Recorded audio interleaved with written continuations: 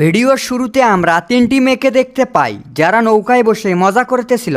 যখন তারা নাচতে যাবে তখনই তাদের পিছনে থাকা সবকিছু অন্ধকার হয়ে যায় এবং আকাশ থেকে এক ধরনের রোশনি নিচে পড়তে আসে। তারা এই ধরনের রোশনি কখনো দেখেনি। তারা কোনো কিছু বুঝতে পারে না যে তাদের সামনে কত বড় বিপদ আসতেছে। হঠাৎ সমুদ্রে ঢেউ বাড়ার কারণে তাদের মধ্যে একটি মেয়ে বোট চালাতে যায়, আর তখনই সে দেখতে পায় বোর্ডে থাকা কোনো ইলেকট্রিক পণ্য কাজ করে না। হঠাৎ তার সামনে বাহিরে থাকা মেয়েগুলোর মৃতদেহ জানালার সামনে পড়ে, যা দেখে মেয়েটি অনেক ভয় পায়। মেয়েটি বাইরে তাকাতেই দেখতে পায় আকাশ থেকে বরফের টুকরা পড়তে আসে। সিন ফ্ল্যাশব্যাকে চলে যায়, যেখানে একটি শহরে 3 দিন থেকে কারেন্ট না থাকার কারণে সেই শহরে সকল লোক রাস্তায় আন্দোলন করতে আসে। তারা অনেক রেগে থাকার কারণে পুলিশ তাদের থামাতে পারে না। গাড়িতে থাকা জনি নামের লোকটি কোনো কিছু বলে না। সে তার বন্ধুর বাড়িতে যাবে, যার কারণে সে তার গাড়ি অন্য পাশে নেয়। সেখানেও সে দেখতে পায় ফায়ার সার্ভিসের গাড়ি যাইতে আসে। জনি বুঝতে পারে শহরে সত্যি কোনো বিপদ এসেছে। জনি যখন তার বন্ধুর বাড়িতে যায় তখন জানতে পারে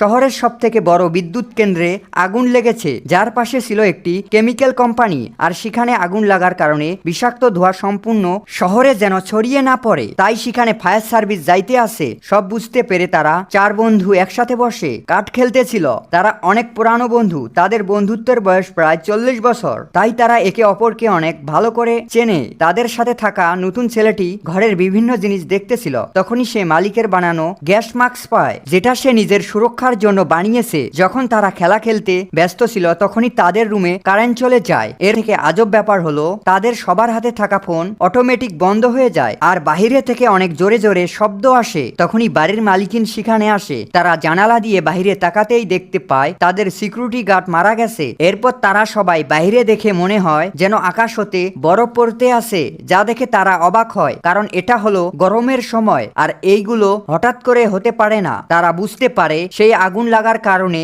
আবহাওয়া এই রকম হয়েছে, আর এই বরফগুলো হলো বিষাক্ত পদার্থ, যার কারণে গার্ড মারা গেছে। তারা দেখে বাহিরের অবস্থা আরো ভয়াবহ। তারা তাদের পরিবারের সাথে যোগাযোগ করার চেষ্টা করে, কিন্তু তাদের মোবাইল বা টেলিফোন কোনোটিই কাজ করে না। জনির বন্ধু সবাইকে জানালা এবং দরজা ভালো করে লাগাতে বলে, যেন বিষাক্ত পদার্থ ভিতরে না আসতে পারে। তারা তাদের বয়সে কখনো এই রকম হতে দেখেনি। সাদা চুলওয়ালা লোকটি অনেক চিন্তায় পড়ে, আর পরিবারের কথা ভেবে একটি জ্যাকেট মাথায় দেয় আর সবার কথা অমান্য করে বাহিরে আসে। তারা জানালা দিয়ে লোকটিকে দেখে এবং দেখতে পায় লোকটি মাত্র কয়েক পা সামনে এগোতেই সে শেষ হয়ে যায়, যা দেখে তারা বুঝতে পারে সেই বরফ কতটা বিষাক্ত। কিছুক্ষণ পর তারা সেখানেই বসেছিল, আর এদিকে সম্পূর্ণ শহর বরফে ঢেকে যায় এবং সেই শহরে বাইরে থাকা সকল লোক শেষ হয়ে যায়। তখনই তারা দেখতে পায় তাদের সামনে থাকা বিল্ডিং এ আলো জ্বলে। তারা দেখতে পায় সেখানে থাকা বৃদ্ধা জানালা